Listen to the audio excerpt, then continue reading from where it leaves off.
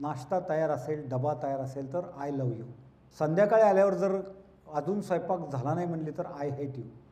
आपलं जमणार नाही, असं नाही चालणार. लग्नाच्या गाठी स्वर्गात बांधल्या वगैरे, कोण गेले बघायला स्वर्ग? आणि गेलेलं सांगायला आलं नाही. आपण जाऊ चौकशी करावं तर माघार यायची सोय नाही. फायदा काय मला सांगतोय. तुम्हाला एक कल्पना आहे का, आता आपण आहे ना मुलांच्यावर आपण आपली स्वप्न लादतो.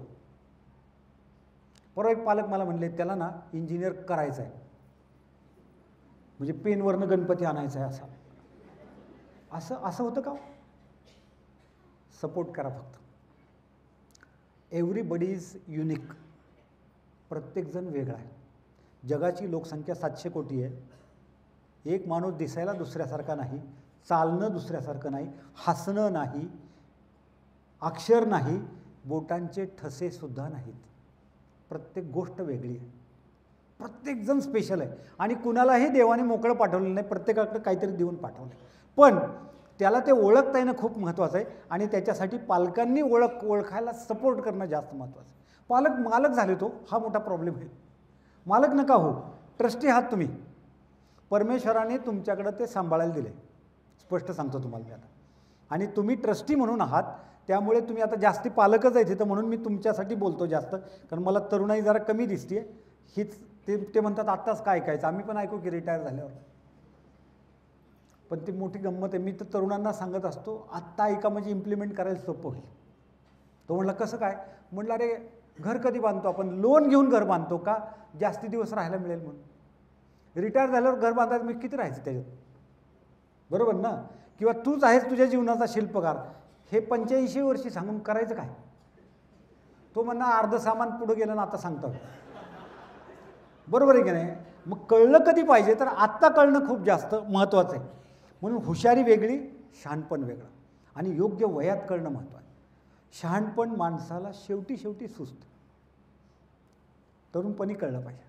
ज्या गोष्टी आत्ता कळणं आवश्यक आहे त्या ठीक आहे, शेवटी कळलं तरी आजोबाचा रोलही चांगला करता येईल, नो डाऊट. कारण रिटायर माणसांचे सुद्धा नवे प्रॉब्लेम निर्माण झाले. सर्वच वयोगटात प्रॉब्लेम आहेत. त्यामुळे हुशारीपेक्षा महत्त्वाचं आहे ते शहाणपण आहे. मग आपल्या वाट्याला आलेली प्रत्येक भूमिका आपल्याला व्यवस्थित पार पाडल्यात आणि ती अनकंडिशनल करता आली पाहिजे. आत्ता काय झालं आहे, आपल्या सगळ्या अपेक्षा आहेत बघा, आणि अपेक्षांचा ताण आहे लोकांच्यावर. आता जे कार्डिओलॉजिस्ट आहेत, तुमच्यापैकी कोणी डॉक्टर असेल त्यांना माहीत असेल, तुम्ही विचारू शकता किंवा ओळखीच्या डॉक्टरला विचारू. Hypertension, BP, diabetes, heart attack, इथं कुठंही जंतूंचा संबंध नाही. हे सगळे टेन्शनमुळे आलेले रोग आहेत. Stress, tension. आणि कशाचं टेन्शन आहे? सगळ्यांच्या एकमेकांकडनं अपेक्षा आहेत.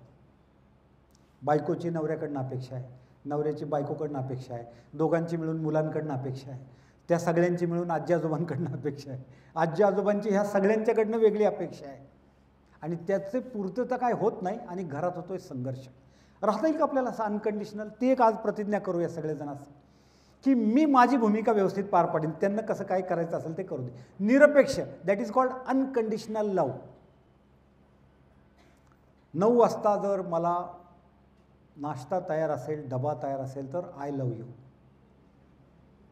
संध्याकाळी आल्यावर जर अजून स्वयंपाक झाला नाही म्हणली तर आय हेट यू.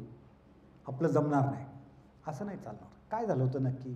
संवाद आहे का घरांमध्ये? रेकॉर्डिंग झालं, तुम्हाला आश्चर्य वाटेल. एका कुटुंबात दिवसभरात किती बोलणं घडत असेल तुमचा अंदाज आहे? दिवस किती वेळात आहे? 12 तासांचा म्हणूया आपण. सगळं घरातल्या लोकांचं बोलणं काउंट केलं तर ते 8 मिनिटं भरते. घर आहे का ऑफिस आहे? ऑफिसात सुद्धा जास्त बोलतात, घरात बोलत नाही. मग हा जो संवाद आहे एकमेकांशी असलेला, अपेक्षांबद्दलचा सुद्धा. आता मध्यंतरी एक गृहस्थ श्रीमंत आहेत, पुण्यात मला भेटले. चौकशी केली, सर कुठे राहत आहे? तर म्हणले कोथरूडला राहतोय, पण एकटाच राहतोय. मग बाकी सगळे सिंहगड रोडला राहतात. म्हणले मुलांनी तिकडं फ्लॅट घेतला आहे, त्याला पैसे पाहिजे होते फ्लॅटसाठी, माझ्याकडे पैसे पण होते, फक्त त्यांनी आईला सांगितलं की असं असं पप्पांना सांग पैसे पाहिजेत, कमी पडत आहेत पैसे. मग म्हणलं तुम्ही काय म्हणला? मी म्हणलो त्यांनी मला मागायचे, तुला का मागितले? तू काय वकील आहे का त्याची? त्यांनी डायरेक्ट मला का म्हणत नाही? तू अरे म्हणू द्या ना, ॲक्सेप्ट करा की. सकारात्मक होण्यापेक्षा मला आता आज सांगा वाटायला लागले, स्वीकारात्मक व्हा. स्वीकारात्मक व्हा.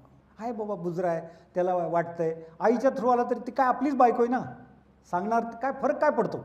पण नाही, मग त्यांनी लोन घेतलं, सेपरेट राहायला गेला, जाताना म्हणलाच नाही पप्पा तुम्ही पण चला, पप्पा राहिले जागेवरच. आता पप्पांना नातूची आठवण येते. किती छोट्या गोष्टीत बघा तुम्ही. आता ह्याला आड काय येते हो? ह्याला आड येतोय अहंकार. पहिलं कोणी म्हणायचं, पहले आप करके इसमें नवाब की गाडी तो निकल जाएगी, पुरं जीवन निघून जाते असं. आता नवरा बायकोतला संवाद, पिता पुत्रातला संवाद, काय प्रॉब्लेम आहे? बरं भांडण मी म्हणतो झालं असं कटकटी, काय बिघडलं? इथं बसलेल्या हॉलमध्ये कोण असे जोडी सांगा मला, एकटा आला असलं तरी सांगा, दोघं आले असले तरी सांगा, आजपर्यंत आम्ही कधीच भांडलो नाही असं कोण आहे? हात वर कराल का जरा, आपण वर बोलवून परत एकदा बुके देऊ. आहे कोणी असं? असूच शकत नाही, असूच शकत नाही.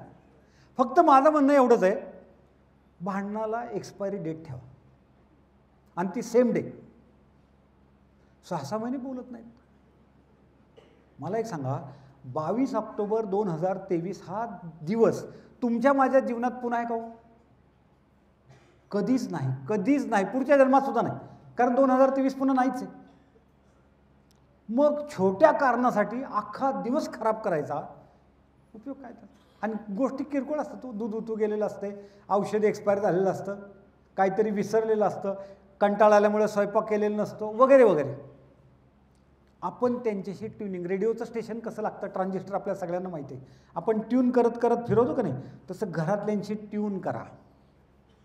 ते मेड फॉर इच अदर, लग्नाच्या गाठी स्वर्गात बांधल्या वगैरे. कोण गेले बघायला स्वर्ग? आणि गेलेलं सांगायला आलं नाही. आपण जाऊ चौकशी करावं तर माघार यायची सोय नाही. फायदा काय मला सांगतोय?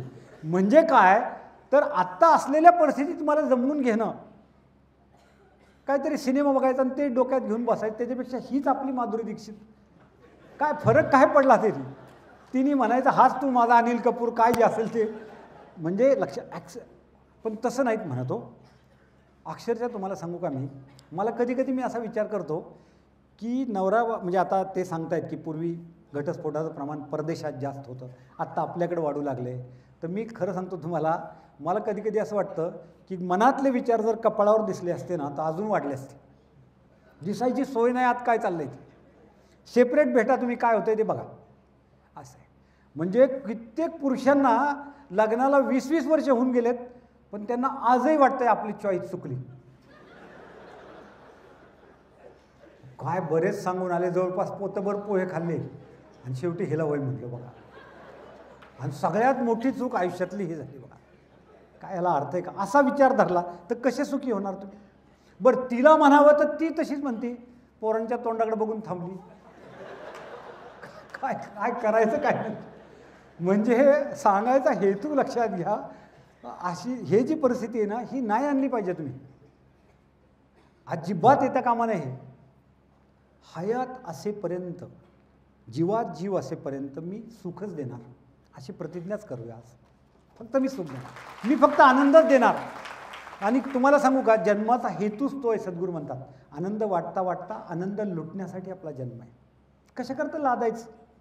बघा ना, 2 जीव एकत्र येतात अशी कल्पना करू आपण. 2 व्यक्ती एकत्र येतात, नव्हे 2 फॅमिलीज एकत्र येतात, 2 परिवार एकत्र येतात. मग नवरा बायकोमध्ये बुद्धी वेगळी, परिस्थिती वेगळी, शिक्षण वेगळं, संस्कार वेगळे, सगळं वेगळं, आणि राहायचं मात्र एका छताखाली. काय पर्याय? पर्याय एकच आहे, तो म्हणजे कॉम्प्रोमाइज, ॲक्सेप्टन्स. आहे तसं स्वीकारणं, हे म्हणत राहणं छान. आणि व्यक्त व्हा. बोलताना कसे व्यक्त होतात? चिडले तरच बोलतात. आणि काही लोक इतक्या गप्प बसतात की 8-8 दिवस गप्पच बसलेले असतात. म्हणजे बायकोनी ओळखायचं की हे नक्की काय झालं आहे. आणि कोविडपासून तर हसायचीच बंद झाले. आपल्या बायकोकडे बघून हसायला काय प्रॉब्लेम आहे, पण ते सुद्धा हसत नाही. कपड्याला इस्त्री तशी चेहऱ्याला सुद्धा सगळ्यांनी इस्त्री करून ठेवली, अजिबात नाही. काय काय चेहरे बघितले होते असं वाटतं हे हमासनं इस्रायलचं ह्यांनाच दिले मिटवायला. इतकं टेन्शन. तुम्हाला काय सांगायचं राव, तुम्हाला बोलायला बरं वाटतंय, हसत राहा, आनंदी राहा. तुम्हाला हसला ना तुम्ही सतत, हार्ट अटॅकसुद्धा येणार नाही.